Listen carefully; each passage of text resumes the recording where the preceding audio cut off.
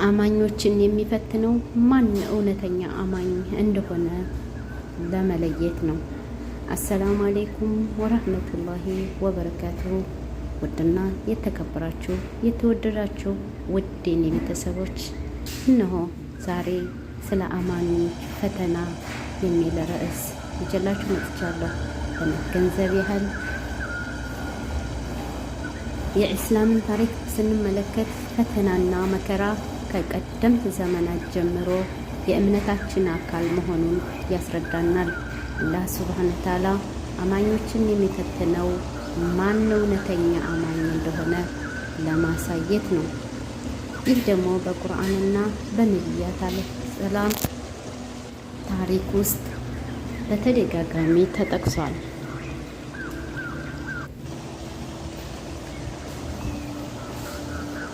የኢስላምን ታሪክ ከፈተና የጸዳ አልነበረም። ከጥንት ጊዜ ጀምሮ የአላህ መላእክተኞችና ተከታዮቻቸው በአያሌው ፈተናዎችን አልፈዋል። ነቢዩ ኑህ ዓለይሂ ሰላም ከህዝቦቻቸው መካድና መሳለቂያ ሲያገኙ፣ ነቢዩ ኢብራሂም ዓለይሂ ሰላም በእሳት ሊወረወሩ ሲቃረቡ፣ ነቢዩ ሙሳ ዓለይሂ ሰላም ከፊርዓውን ግፍ ሲታገሉ፣ ነቢዩ ኢሳ ዓለይሂ ሰላም በእርሳቸው ላይ የተሰረባቸውን ሴራ ሲደርስባቸው፣ እነዚህ ሁሉ የዱንያ ፈተና የነቢያት ህይወት አካል እንደነበረ ያሳያል። የእኛ ውዱ ነቢይ ሙሐመድ ሰለላሁ ዐለይሂ ወሰለም ህይወትም በበርካታ ፈተናዎች የተሞላች ነበረች።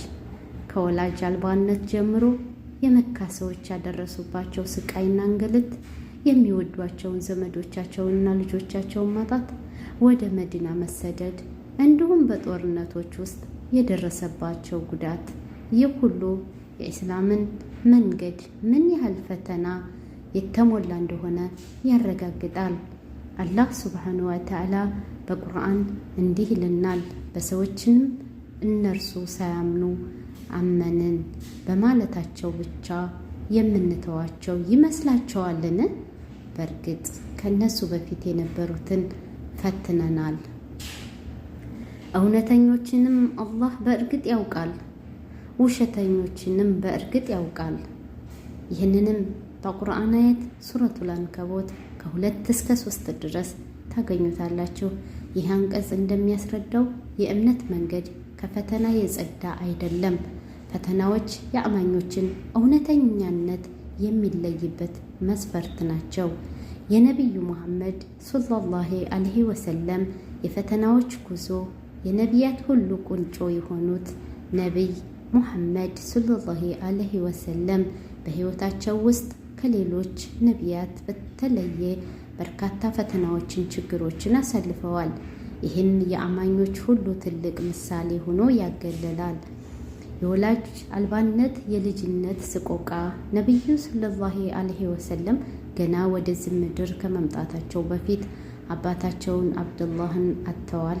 በ6 ዓመታቸው ደግሞ እናታቸው አሚና በመንገድ ላይ ሞተውባቸዋል። በ8 ዓመታቸው አያታቸው አብዱል ሙጠሊብ አጡ። ይህ ገና በልጅነታቸው የወላጅና የአሳዳጊ ፍቅርን ሙሉ በሙሉ እንዳያገኙ አድርጓቸዋል። ይህ እጅግ ልብ የሚነካ የህይወት ፈተና ነበረ። የመልእክት ስርጭት ፈተናና ጭቆና። ነቢይነት ከተሰጣቸው በኋላ ህይወታቸው ይበልጥ በፈተና ተሞላ። ለመጀመሪያ ጊዜ እስላምን መስበክ ሲጀምሩ የመካ ሰዎች በሳቸው ላይ ከፍተኛ ተቃውሞ፣ ስድብ፣ እንግልትና አካላዊ ጥቃት አደረሱባቸው። ድንጋይ ወርውረውባቸዋል። ቆሻሻ ደፍተውባቸዋል።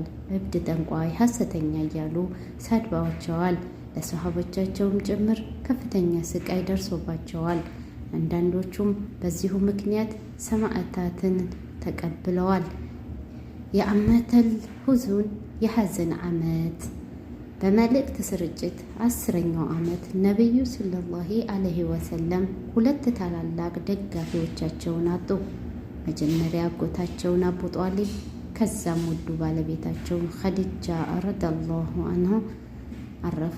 የእነዚህ ሁለት ሰዎች ሞት በእሳቸው ላይ ከፍተኛ ሐዘን ስለጣለባቸው ያ ዓመት የሐዘን ዓመት ተብሎ ይታወቃል። ይህ ፈተናዎች ምን ያህል ከባድ እንደነበሩ ያሳያል። ወደ ጣኢፍ ያደረጉትን ጉዞ የመካ ሰዎች እንግልት መጨመሩ ነቢዩ ሰለላሁ ዐለይሂ ወሰለም ወደ ጣኢፍ ከተማ በመሄድ እስላምን ሊሰብኩ ሞክረዋል። ነገር ግን የጣኢፍ ሰዎች ከባድ በመሆን መንገድ ድንጋይ መወርወርባቸዋል። ደማቸው እስኪፈስ ድረስ አቁስለዋቸዋል።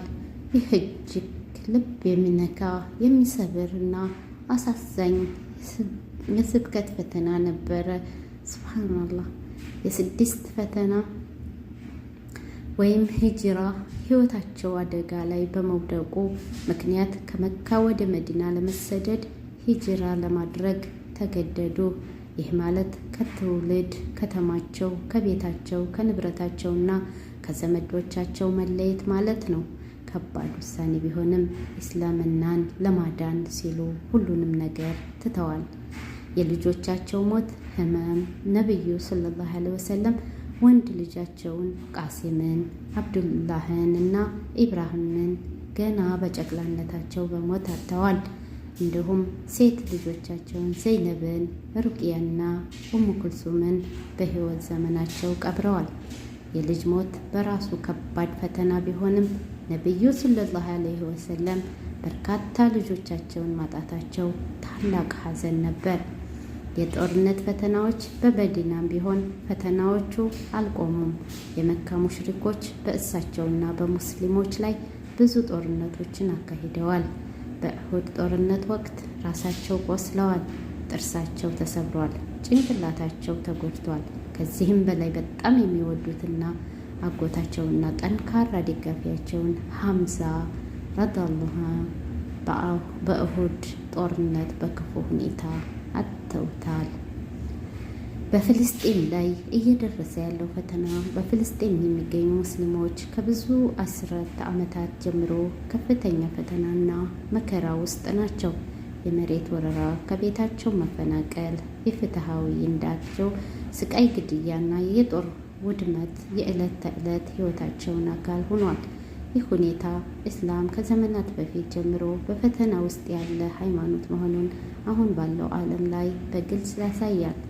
የአልአቅሳ መስጂድ ለሙስሊሞች ሶስተኛ የተቀደሰ ስፍራ በሰፊው ግፍ ውስጥ ሆኖ መቆየቱ ይህ የምድራችን ክፍል ከመጀመሪያ ጀምሮ የፈተናና የትግል ማዕከል እንደነበረ ያረጋግጣል።